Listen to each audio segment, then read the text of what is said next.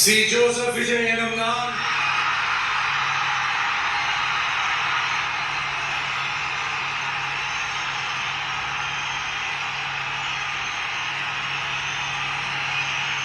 சட்டப்படி அமைக்கப்பெற்ற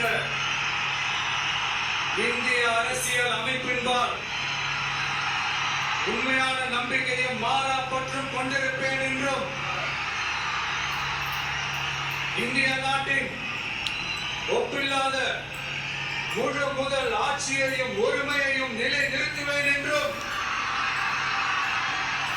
தமிழ்நாட்டு அரசின் முதலமைச்சராக உண்மையாகவும் உளச்சான்றின்படியும் என் கடமைகளை நிறைவேற்றுவேன் என்றும்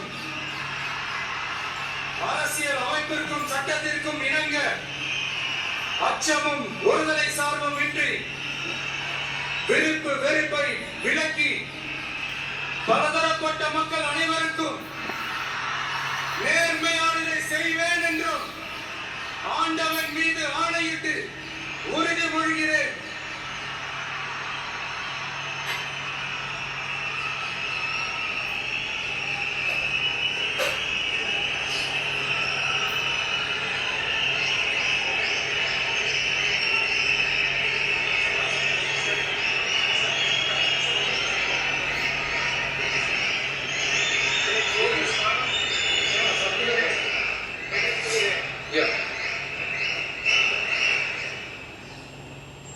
சி. ஜோசப் விஜய் எனும் நான்